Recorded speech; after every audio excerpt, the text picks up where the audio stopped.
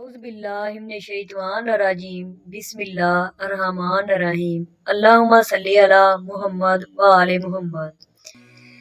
حضرت ام سلمہ رضی اللہ تعالیٰ عنہ سے مروی ہے کہ ایک شب حضور پر نور صلی اللہ علیہ وسلم گھر سے تشریف لے گئے اور کافی دیر کے بعد گھر واپس تشریف لائے تو میں نے آپ کے بالوں کو غبار آلودہ دیکھ کر عرض کی، یا رسول اللہ صلی اللہ علیہ وسلم، میں آج حضور کو کس حال میں دیکھ رہی ہوں؟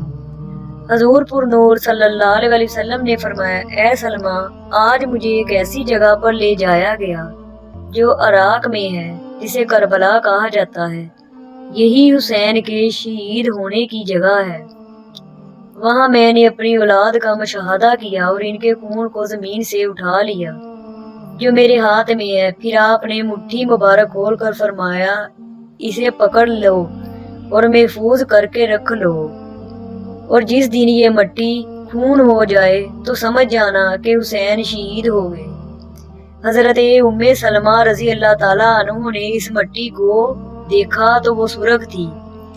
پھر آپ نے اسے بوتل میں رکھ لیا، پھر اس بوتل کا سر اچھی طرح سے باندھ دیا۔ جب حضرت امام علی مقام رضی اللہ تعالیٰ عنہ نے عراق کا سفر اختیار کیا تو وہ ہر روز اس شیشی کو دیکھتی، اور 10ویں محرم کے دن آپ نے اس شیشی کو دیکھا تو اس کی مٹی خون ہو چکی تھی، تو آپ سمجھ گئی کہ امام علی مقام رضی اللہ تعالیٰ عنہ شہادت نوش فرما گئے ہیں۔